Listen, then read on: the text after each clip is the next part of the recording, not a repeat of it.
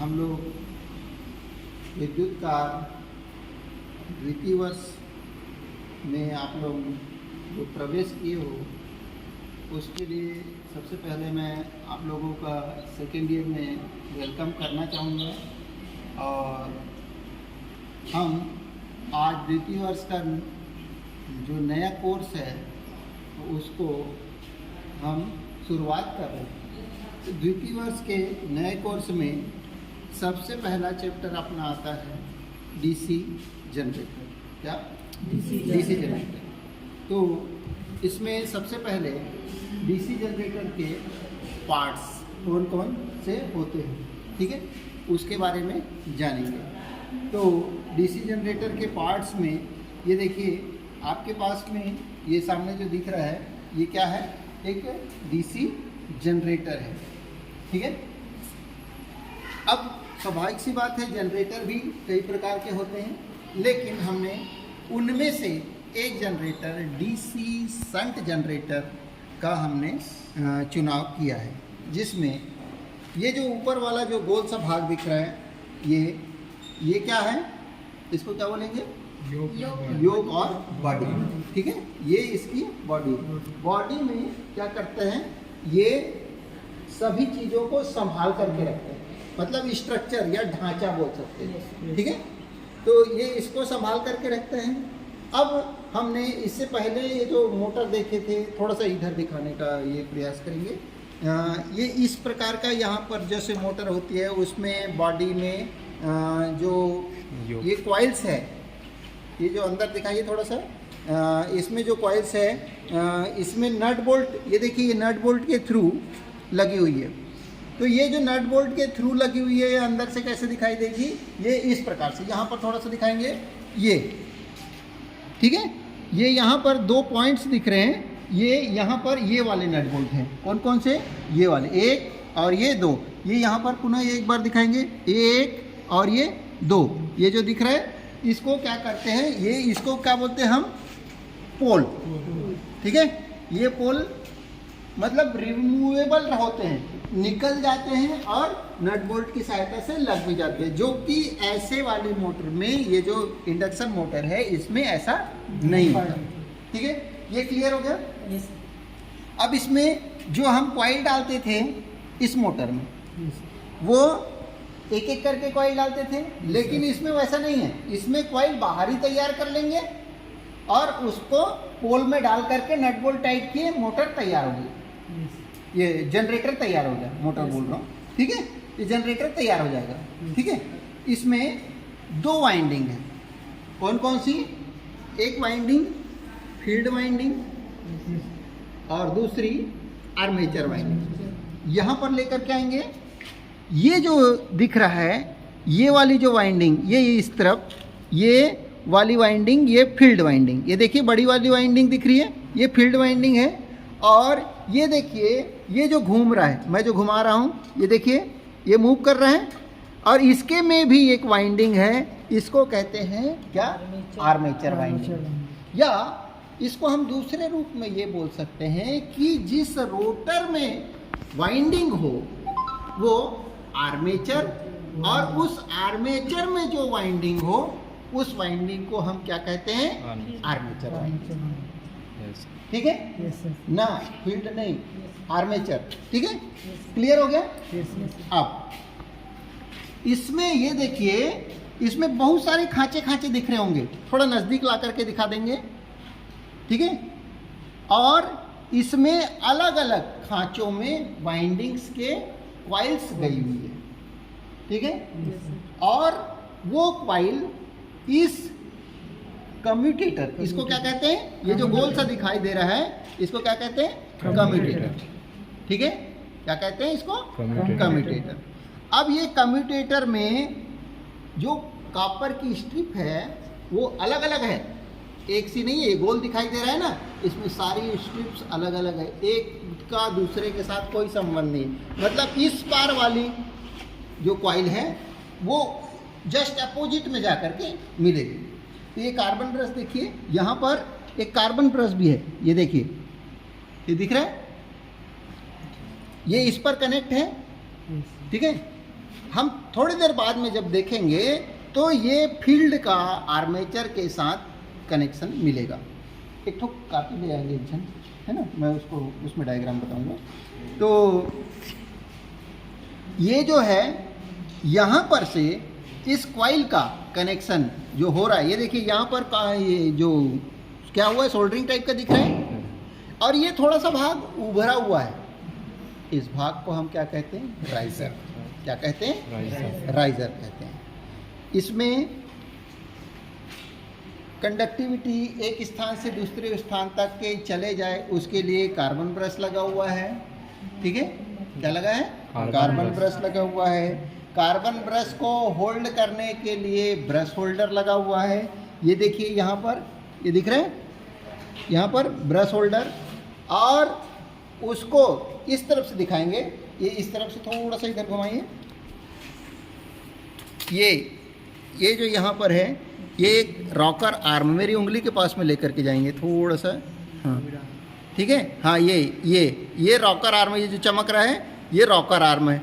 Rocker arm करता क्या है, रॉकर आर्म उस कार्बन ब्रश पर एक प्रकार से, जैसे हम ब्रश करते हैं ना, तो ब्रश करते हैं तो अपने दांतों में जो प्रेशर होता है क्या एक समान देते हैं, नहीं, मतलब जिस जगह पर जाकर के जितना प्रेशर चाहिए उतना ही प्रेशर देते हैं। ठीक है, ज़्यादा दे देंगे तो क्या होगा, कम देंगे तो क्या होगा, कांटेक्ट नहीं होंगे, राइट।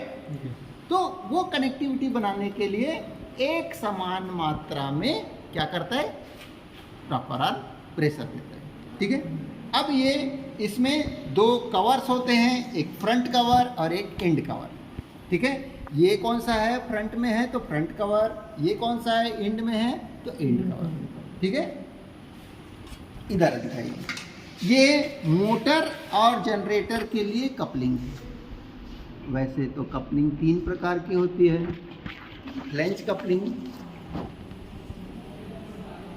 यूनिवर्सल कपलिंग और ओल्ड हार्म कपलिंग। ठीक है, तो ये कौन सी कपलिंग है, फ्लैंज कपलिंग। ठीक है, इसको इस चाबी के माध्यम से यहाँ पर लगा दिया गया है। इसके बाद ये इस जनरेटर को, इसको भी कूलिंग की आवश्यकता है, कूलिंग के लिए ये फैन लगा दिया गया। ओके, इसमें बेरिंग्स, ये देखिए यहाँ पर दिखाएंगे, ये ठीक है, ये बेरिंग्स लगे हुए हैं, यहाँ पर दिख रहे क्या है, ये यहाँ पर एक बेरिंग लगा हुआ है और इस जगह पर भी एक बेरिंग लगा हुआ है। ठीक है, इसमें ब्रश होल्ड करने के लिए यहाँ ब्रश होल्डर और बेरिंग के लिए बेरिंग ग्रीस कप, ये दोनों लगे हुए होते हैं। ठीक है, ये नीचे वाला आपका ये जो है ये क्या है, बेस है। ठीक है, इसको इसमें ये कनेक्ट कर देते हैं बॉडी में। ठीक है, इसके बाद स्क्रू ड्राइवर दीजिए, है क्या, टेस्टर है जी। इसमें ये आपके टर्मिनल बॉक्स हैं, इसमें ये 2 वाइंडिंग, एक आर्मेचर की और एक फील्ड की। तो ये वाली दो जो लाल कलर की दिखाई दे रही है, लाल बोले तो लाल तो नहीं है लेकिन ब्राउन कलर की, ये आर्मेचर की है और ये फील्ड की। ठीक है, यहाँ तक क्लियर हुआ। अब इस पे हम ये देखते हैं कि ये कनेक्ट कैसे होती है या फिर चलती कैसे। तो इसमें ये जो है जनरेटर है, शंट जनरेटर, शंट जनरेटर है। इसमें क्या होगा, एक होगा आर्मेचर और दूसरा होगा क्या होगा, फील्ड। तो अब ये देखिए मैंने बना दिया है, आर्मेचर से फील्ड तक ये क्या है, फील्ड, और ये आर्मेचर। ये देखिए मैंने डायरेक्ट कनेक्शन कर दिया है। अच्छा, ये जो है ये क्या, किस चीज़ का हो गया, ये सीरीज का हो गया। ठीक है, अब यदि मान के चलिए कि ये यदि कम टर्न वाली है तो सीरीज होगी। अब शंट यदि बनाना है, शंट यदि बनाना है, ये सीरीज मैंने लिख दिया, ये क्लियर हो जाना चाहिए आप लोगों को। Yes sir. ठीक है। आपको ये पूछेगा कि जनरेटर कितने प्रकार के होते हैं, तो मुख्यतः जनरेटर 3 प्रकार के होते हैं। तो पहला कौन सा हो गया? सीरीज। ठीक है। दूसरा कौन सा होगा? आर्मेचर। ये आर्मेचर, ये समझ रहे सिंबल? ये क्या है? आर्मेचर। और ये क्या हुआ? पतले तार के अधिक टर्नों वाली क्वाइल यदि आर्मेचर के किसमें है? समांतर में। फिर सीरीज में क्या था? सीरीज में थी। शंट में क्या होगा? समांतर में। तो ये क्या हो जाएगा? शंट जनरेटर हो गया। ठीक है। ये क्या चीज है? आर्मेचर। ये क्या है? Carbon brush. ठीक है। कनेक्ट हुआ। अब ये कैसे कनेक्ट हुआ है? ये यहाँ से 2 वायर आए होंगे, तो ये 2 वायर आ गए। ठीक है। एक इधर लग गया, एक उधर लग गया। ठीक है, लग गया। अब यहाँ से 4 आपको बाहर निकाल दिए हैं। ठीक है। अब इसके बाद में एक होता है कंपाउंड। कंपाउंड, तो कंपाउंड में क्या करेंगे? ये तो ऐसा जुड़ गया, इसके साथ एक वाइंडिंग मोटे तार के कम टर्नों की यदि इस प्रकार से जोड़ दिए तो ये क्या हो जाएगा? अब ये कंपाउंड हो गया। ठीक है। क्या हुआ? कंपाउंड हो गया। यदि इसको हटा दिए तो क्या हो गया? शंट हो गया। यदि इसको सीरीज में जोड़ दिए तो क्या हो गया? सीरीज हो गया। ठीक है। अब ये बताइए कि आपने इतना जाना, ठीक है, इसमें किसको क्या चीज समझ में नहीं आया, ये क्वेश्चन कर सकते हैं। चलो, हाँ, इसमें आपने क्या जानना चाह रहे थे? इसमें उल्टा उल्टा क्यों है? ठीक है। तो इसमें क्या करना है हमको? आउटपुट लेना है। ठीक है।